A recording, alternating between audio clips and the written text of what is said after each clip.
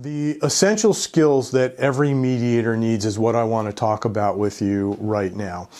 And a key point is that to be a successful mediator, you do need to develop a strong set of skills. Some of these skills come naturally to us, who we are as individuals, and others we have to just really figure out how to maybe create from scratch.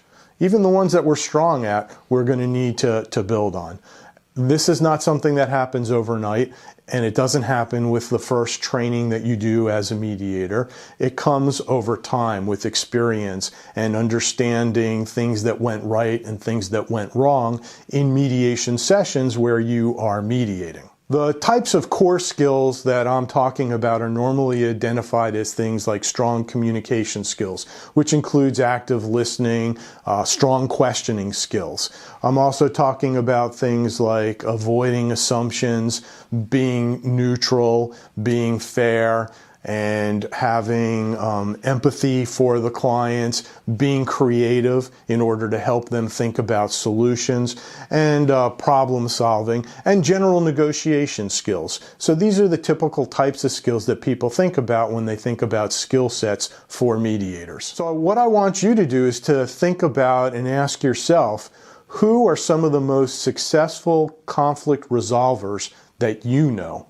And what are the things that they do that makes them so good at resolving conflicts? And then I want you to flip that and think about who are some of the worst conflict resolvers that you know, and what are the things that they do that make the dispute or the conflict be more problematic, make it worse, and what are those things that they're doing that are just wrong. And I want you to think about those things in terms of thinking about skill sets for mediators. I've created a concept that flips the idea of a war chest. And a war chest is this idea that comes out of basically medieval times where kings would put together the resources, usually we're talking about money and jewels, to be able to fund the fighting of a war. So they would have a war chest so that they would be able to have the resources necessary to fight the war. So I flipped the concept of the war chest to think about, what do you need for a peace chest? What are the skills and resources that you would need to be able to resolve a conflict? So instead of going to war, to achieve peace. There are 3 principles and 5 skills that I have come up with that I think make up a peace builder's peace chest. And when I say peace builder, I'm talking about a mediator as well as other types of peace builders.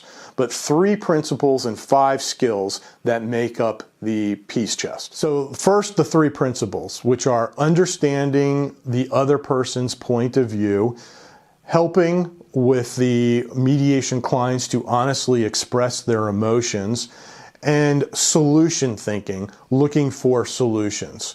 People come to a conflict and to a mediation usually talking about their victimization. There's a lot of victimology that they want to talk about, a lot of finger pointing, but we want to talk about solutions. So those are 3 principles that underlie the peace chest. Then the 5 skills that I've identified that a peace builder or a mediator would need for their peace chest to help resolve a conflict are things like facilitative skills, curiosity, asking questions and really wanting to understand the answers, active listening, persuasive techniques, and creative thinking. Creative thinking is important, and a lot of people don't necessarily think about that because creative thinking leads to solutions. Narrow thinking is what prevents people from getting to solutions. So we want them to broaden their thinking, which means that they need to be creative about it because the things that they've thought about so far have not been helpful for them to be able to resolve the conflict. So we're asking them to go outside of their comfort zone, to go outside of things that they could think of on their own. If they were able to do that by themselves, they would not need the mediator. So we need to be creative for them so they can then be creative and understand why this might benefit them. By relying upon these principles and these skills, mediators use techniques like clarifying issues and understanding proposals so that the parties are clear on really what they're in dispute about and what options are being proposed by both sides in order to be able to resolve the conflict. We're also talking about exploring their settlement options by asking open-ended questions, by having them talk about how these proposals meet their goals that they're looking for, what I call their wants, needs, and interests. And so asking open-ended questions to get answers to that.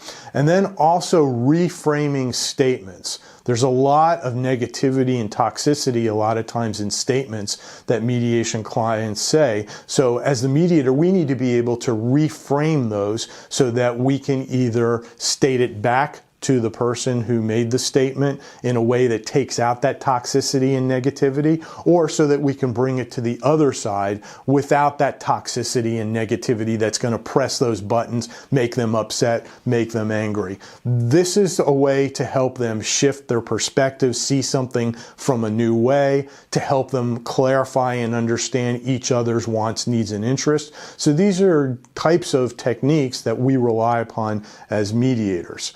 So the skill set is a very important piece of the mediator's role, or the ability to be a mediator.